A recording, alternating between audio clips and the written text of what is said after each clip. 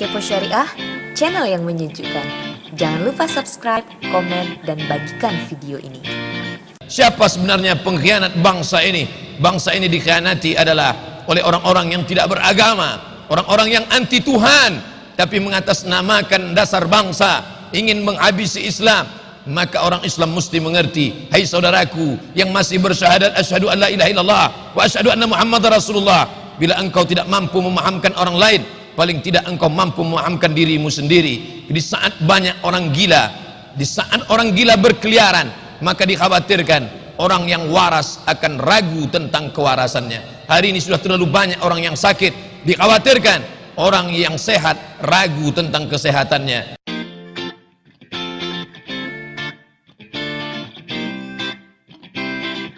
Wassalatu wassalamu ala Rasulillah Sayyidina wa maulana Muhammad ibni Abdillah wa ala alihi wa sahbihi wa man tabi'ahu wa mawalah. Ashhadu an la ilaha illallah wahdahu la syarika lah wa ashhadu anna sayyidana Muhammadan abduhu wa rasuluhu la nabiyya ba'dah. Allahumma salli ala sayyidina Muhammadin an-nabiyil ummi wa ala alihi wa sahbihi wa barik wa sallim. Qala Allah Ta'ala fil Qur'anil Azim wa huwa asdaqul qailin. A'udzu billahi minasy syaithanir rajim. Ya ayyuhalladzina amanu taqullaha haqqa tuqatih wa la tamutunna illa wa antum muslimun. Wa qala ta'ala fi ayatin ukhra, ya ayyuhalladzina amanu taqullaha wa qulu qawlan sadida yuslih lakum a'malakum wa yaghfir lakum dhunubakum wa man yuti'illaha wa rasulahu faqad faza fawzan 'azima. Ibadallah, usikum wa nafsi bi taqwallahi wa ta'atihi faqad fazal muttaqun. Hadirin jamaah Jumat yang dimuliakan Allah Subhanahu wa taala.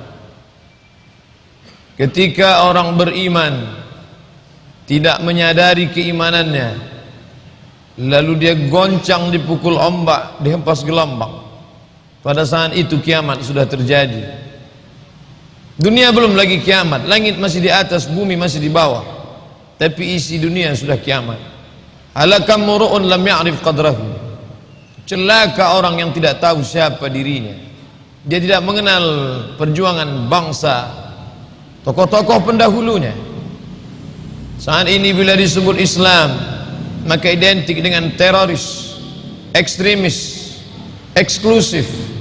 Bahkan yang lebih memalukan, guru takut bicara Islam di lokal, dosen malu bicara Islam di depan siswanya, karena dia akan dicap anti NKRI, tidak berjiwa kebangsaan, hanya membawa-bawa agama. Oleh sebab itu maka kaum muslimin mesti mengerti, masalah orang lain yang tidak memperdulikan kita itu bukan urusan kita, tapi sesama orang beriman dalam rangka wa tawasaw bil haq wa tawasaw bis sabr, saling mengingatkan tentang kebenaran, saling mengingatkan tentang kesabaran, bahwa negeri ini merdeka karena teriakan Allahu Akbar. Bung Tomo di Surabaya meneriakkan kalimat Allahu Akbar. Tengku Umar di ujung Sumatera di Aceh meneriakkan Allahu Akbar. Sultan Hasanuddin di Sulawesi meneriakkan Allahu Akbar. Semua pejuang-pejuang ini berkata satu kata, Allahu Akbar. 17 Agustus bukanlah angka kebetulan. Dipilih nomor angka 17, simbol dari 17 rakaat salat orang beriman, menempelkan keningnya ke lantai keagungan Allah. Saat itu dia mengatakan Allahu Akbar, Allah Maha Besar.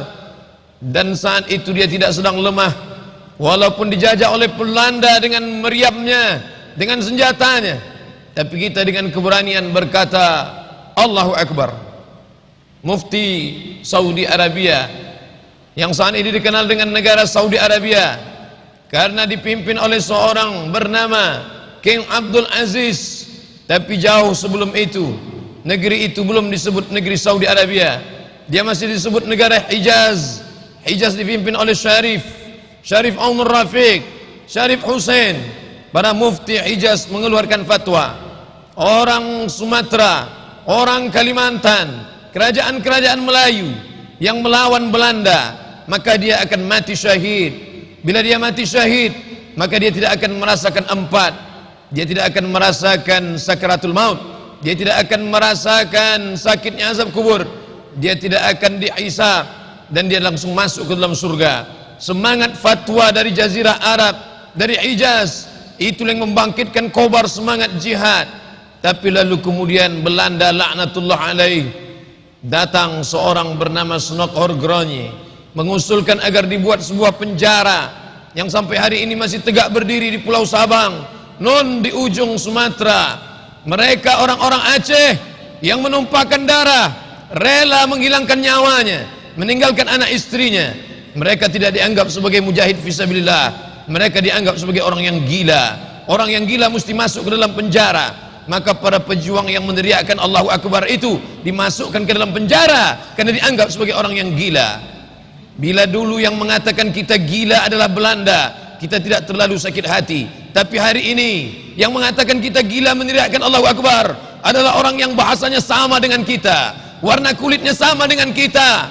Maka kita mesti ingat kembali, negeri ini merdeka karena teriakan Allahu Akbar. Sultan Syarif Qasim, Sultan kebanggaan Melayu Riau, menyerahkan 13 gulden emas. Padahal rakyat Riau bukanlah orang yang kaya raya, tapi dia ikhlaskan itu semua. Demi apa? Demi negeri ini merdeka. Maka orang Riau adalah orang yang paling cinta NKRI. Walaupun Muslim Riau, Riau adalah negeri Islam, Melayu adalah Islam. Bila disebut Melayu adalah Islam, Melayu tidak dapat dipisahkan dengan Islam. Tapi kami tidak mengatakan Islam terpisah dari negeri ini. Negeri ini tidak pernah mengatakan ingin memisahkan diri, karena kami orang Melayu adalah orang-orang yang cinta kepada NKRI. Islam bukanlah sekedar terletak di ujung lidah, di tepi bibir. Maka sampai hari ini anak-anak bangsa ini membaca Pancasila, ketuhanan yang Maha Esa. Tidak satu pun orang Islam mengingkari itu. Tuhan mana yang dimaksud? Apakah Tuhan pokok kayu? Apakah Tuhan lembu? Apakah Tuhan batu? Apakah Tuhan berhala? Ketuhanan yang Maha Esa, Tuhan mana yang dimaksud? Baca pembukaan Undang-Undang Dasar 1945.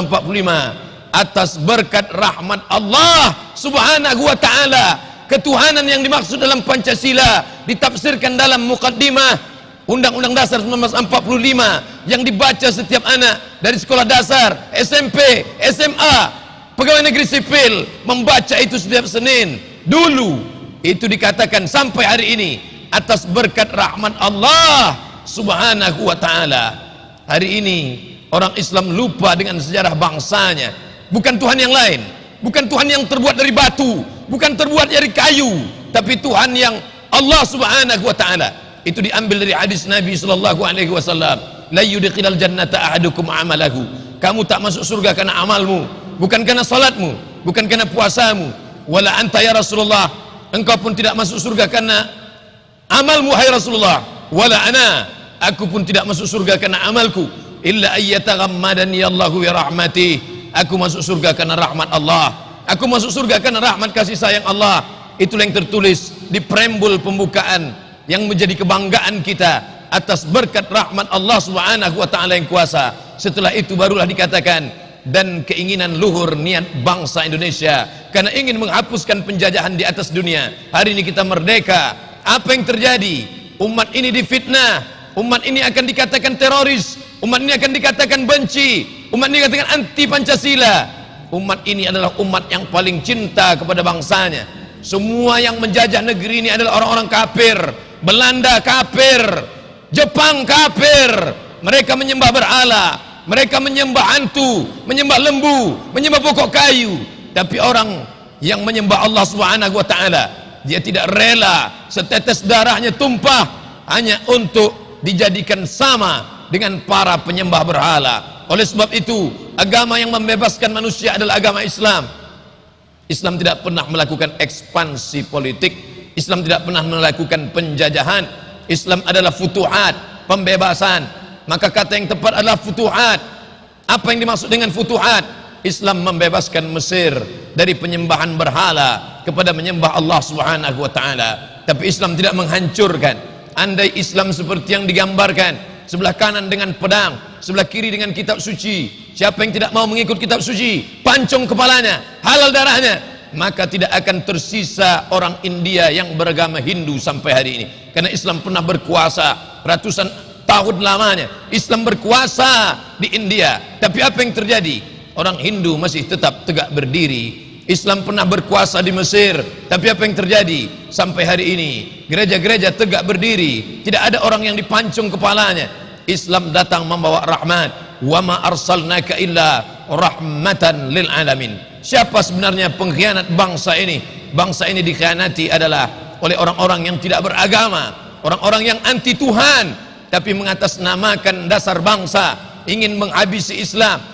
Maka orang Islam mesti mengerti, hai saudaraku yang masih bersyahadat asyhadu an la ilaha illallah wa asyhadu anna muhammadar rasulullah, bila engkau tidak mampu memahamkan orang lain, paling tidak engkau mampu memahamkan dirimu sendiri. Di saat banyak orang gila, di saat orang gila berkeliaran, maka dikhawatirkan orang yang waras akan ragu tentang kewarasannya. Hari ini sudah terlalu banyak orang yang sakit, dikhawatirkan orang yang sehat ragu tentang kesehatannya. Maka ungkapan yang waras mengalah, orang waras tidak mesti mengalah, orang waras mesti melawan. Islam mengajarkan kita perlawanan, tapi perlawanan bukan berarti brutal. Islam tidak mengajarkan kekerasan, Islam mengajarkan membela diri. Wajahidu fi sabilillah haqqa jihadi, berjihad engkau, berjuang engkau, tolong agama Allah sebenar-benar jihad.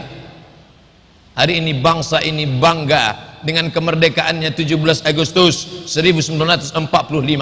Tidak ada yang spesial pada bulan Agustus, tapi bagi orang beriman 17 Agustus 1945 adalah tepat pada tanggal 9 Ramadan. 9 Ramadan, kita merdeka pada 9 Ramadan. Mengapa bulan Ramadan? Bulan Ramadan adalah bulan yang penuh dengan kemuliaan. Negeri ini merdeka karena orang-orang yang sedang berpuasa. Orang yang berpuasa teriakannya keras, orang yang berpuasa matanya tajam, orang yang berpuasa tidak takut mati. Negeri ini merdeka karena orang yang lapar. Negeri ini merdeka karena tuan-tuan guru, para kiai, buya yang berdoa di munajatnya di tengah malam. Anak-anak muda yang berjihad, mereka tidak takut mati karena dalam kitab suci mereka dijanjikan, hal adullukum ala tijaratin tunjikum min azabin alim. Hai anak-anak muda, hai orang yang tua, hai kaum muslimin, maukah aku tunjukkan kepada kalian perniagaan kalian tak pernah rugi untuk selamanya? Apa dia?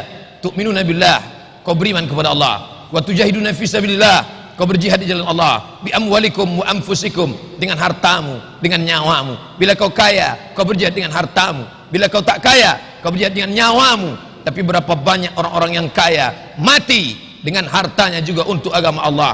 Mereka berjasa menegakkan negeri ini atas nama Allahu Akbar. Tapi apa yang kita lakukan hari ini? Andai kau tak sanggup membela negeri ini, paling tidak belalah dia di depan istrimu, di depan anakmu. Jangan sampai anak lajangmu mencaci maki pejuang masa lalu.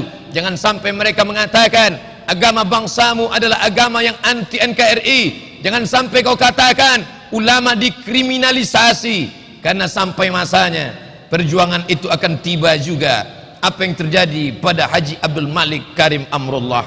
Dia terduduk lesu di saat kepalanya ditunjuk, hai pengkhianat bangsa, hai Hamka, kau mau menjual negeri ini ke Malaysia, kau mau menjual negeri ini. Buya Hamka terdiam. Dalam hatinya dia berkata, aku seorang datuk di bumi Minangkabau, di Maninjau aku dimuliakan orang. Aku seorang ulama besar bertitel doktor, doktor dari Al-Azhar University, bertaraf kelas internasional, doktor dari Universiti Kebangsaan Malaysia UKM, doktor dari Universiti Sutomo Beragama. Tak layak aku dihina seperti ini. Datang setan berbisik ke telinga Hamka, hai Hamka, lihatlah di tepi jendela ada pisau silet yang tajam.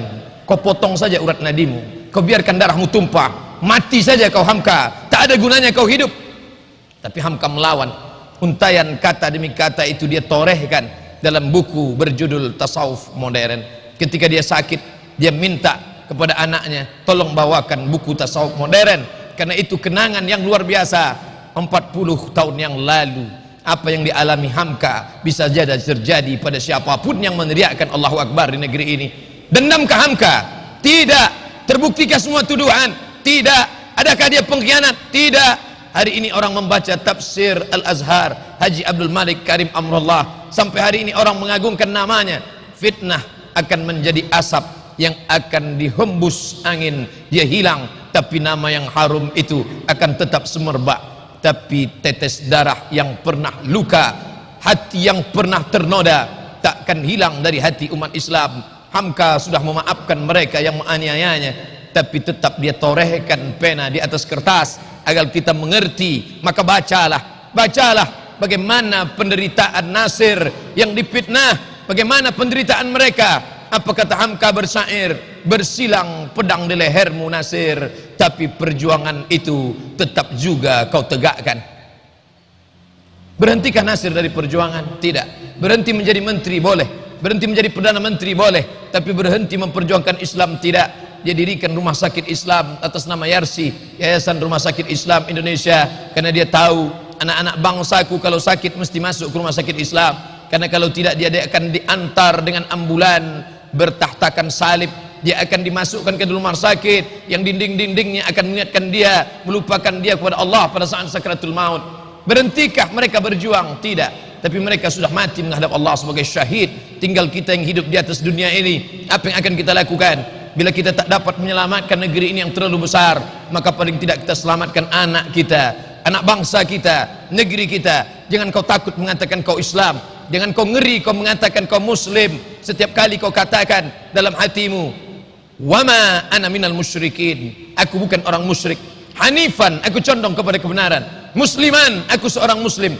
Wama ana minal musyrikin, aku tak pernah sekalipun mempersekutukan Allah. Kita mempersekutukan Allah bukan berarti menyembah berhala. Mempersekutukan Allah bukan berarti menyembah Lata, Uzza, Manat dan Hubal. Mempersekutukan Allah bukan berarti menyembah patung. Tapi mempersekutukan Allah adalah ketika rasa takut mengalahkan takut kepada Allah Subhanahu wa taala. Ketika mengatakan lebih mulia daripada Allah Subhanahu wa taala. Oleh sebab itu, kalau ada umat Islam yang tiap hari mengatakan asyhadu an la ilaha illallah wa asyhadu anna muhammadar rasulullah, tapi tetap dia malu membela agama ini, maka tak layak dia hidup di atas muka bumi Allah. Yang dia hidup adalah udara pemberian Allah, yang dia pakai untuk menghirup adalah paru-paru titipan Allah. Detik nyawanya, tetes darahnya adalah titipan Allah, tapi dia malu menyuarakan agama Allah, maka kau tak layak hidup di atas muka bumi Allah. Saudaraku, aku tidak menyinggung agama orang lain. Adapun orang lain yang mendengar, maka salah mereka sendiri. Mengapa mereka mendengarkan khutbah Jumat? Maka dengarkanlah khutbah ini dalam renungan seorang muslim. Terlalu sibuk kita dengan dunia, mencari harta, mencari makan. Berapa banyak orang Islam sibuk mencari makan sampai tidak sempat makan, sampai sakit di rumah sakit, diperiksa lambungnya rusak, berlubang lambungnya. Dokter bertanya, kenapa kamu sampai sakit sedemikian parah? Kamu sudah terkena mah akut. Dia akan menjawab, karena saya sibuk mencari makan. Begitulah hebatnya orang beriman. Orang beriman yang mengucapkan asyhadu an la ilaha illallah wa asyhadu anna muhammadar rasulullah, hidupnya bukan untuk makan. Kalau hidup hanya untuk makan, maka kucing kurap pun makan. Kalau hidup hanya untuk kerja, maka gajah yang dipakai untuk mengambil kayu dari hutan pun bekerja. Hidup adalah kerja, hidup adalah makan. Kulu, makanlah, washrabu, minumlah, bekerjalah, wa qul i'malu, bekerjalah. Tapi jangan lupa, hidupmu ada visi misi. Kau mesti meninggalkan anak cucumu, bangsamu, negerimu dalam keadaan asyhadu an la ilaha illallah wa asyhadu anna muhammadar rasulullah. Datang seorang pengajar dalam penjara. Dia jumpai Sayyid Qutb yang tidak lama lagi akan digantung. Hai Sayyid Qutb, kau tak lama lagi akan digantung. Nanti bila sampai masanya kau akan digantung, jangan lupa kau ucapkan asyhadu an la ilaha illallah wa asyhadu anna muhammadar rasulullah, agar kau mati dalam keadaan husnul khatimah. Sayyid Qutb tersenyum. Aku dipenjara karena la ilaha illallah, aku akan digantung karena la ilaha illallah, sedangkan engkau menjual la ilaha illallah karena untuk mendapatkan sesuap nasi. Lalu engkau ingin mengajari aku berkata la ilaha illallah. Layakkah engkau mengajarkan aku la ilaha illallah? Aku masuk ke dalam penjara ini karena la ilaha illallah. Sayyid Qutb, engkau ambil kertas, kau tulis di atas kertas itu, aku yang bertanda tangan di bawah ini. Sayyid Qutb, mohon maaf kepada Tuan Presiden karena aku sudah lancang. Maka bila kau mau minta maaf, kau tidak akan digantung, kau akan diringankan, kau akan dipenjara seumur hidup. Kau bisa hidup, kau bisa melihat istri dan anak-anakmu. Kalau kau menikah, kau akan bisa melihat karya-karyamu, kau bisa hidup panjang, tak perlu kau digantung. Sayyid Qutb menunjukkan telunjuknya, as-sabbabatul lati tashhadu an la ilaha illallah, telunjuk yang bersyahadat setiap hari asyhadu an la ilaha illallah wa asyhadu anna muhammadar rasulullah, tidak akan pernah mengaku kepada pemimpin yang zalim. Itulah iman, iman penuh dengan pengorbanan. Tanya hatimu, tanya imanmu. bila kau pernah berkorban, kau layak mengatakan asyhadu an la ilaha illallah wa asyhadu anna muhammadar rasulullah. Tapi kalau tidak, maka kau perlu malu mengatakannya. Tapi kalau kau tidak mengatakannya, kau akan mati dalam su'ul khatimah. Barakallahu li wa lakum fil Qur'anil azim wa nafa'ani wa iyyakum bima fihi minal ayati wa dzikril hakim wa taqabbala minni wa minkum tilawatahu innahu huwal ghafurur rahim. Allahumma shalli wa sallim ala sayyidina Muhammadin sayyidil awwalin wal akhirin wa sallim wa radiyallahu tabaraka wa ta'ala an kulli sahabati rasulillahi ajma'in.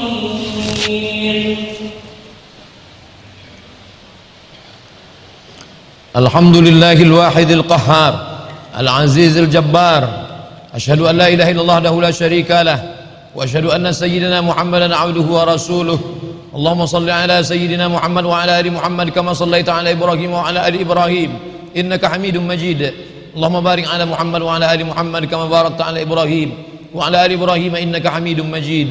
Qala Allah ta'ala fil Qur'anil azim wa huwa asdaqul qailin. أعوذ بالله من الشيطان الرجيم بسم الله الرحمن الرحيم والعصر إن الإنسان لفي خسر إلا الذين آمنوا وعملوا الصالحات وتواصوا بالحق وتواصوا بالصبر. وقال تعالى في آية أخرى إن الله وملائكته يصلون على النبي يا أيها الذين آمنوا صلوا عليه وسلموا تسليما. اللهم اغفر للمسلمين والمسلمات والمؤمنين والمؤمنات الأحياء منهم والأموات برحمتك يا أرحم الراحمين. اللهم أعز الإسلام والمسلمين واخذل الكفرة والمشركين ودمر أعداءك أعداء الدين. اللهم انصر إخواننا المجاهدين المظلومين في فلسطين وفي روهينيا وفي سوريا وفي كل مكان ومن مشارق الأرض إلى مغاربها. لا تدع لنا في مقامنا هذا وفي ساعتنا هذه ذنبا إلا غفرته ولا هما إلا فرجته ولا دينا إلا قضيته ولا مسافرا إلا وصلته ولا مريضا إلا شفيته ولا ميتا إلا رحمته ولا حاجة من حوائج الدنيا والآخرة لك رضا ولنا فيها صلاح إلا قضيتها ويسرتها يا أكرم الأكرمين. عباد الله أوصيكم ونفسي بتقوى الله وطاعته فقد فاز المتقون. إن الله يأمر بالعدل والإحسان وإيتاء ذي القربى وينهى عن الفحشاء والمنكر والبغي يعظكم لعلكم تذكرون. فاذكروا الله العظيم يذكركم واسألوه من فضله يعطكم ولذكر الله أكبر والله يعلم ما تصنعون. أقم الصلاة.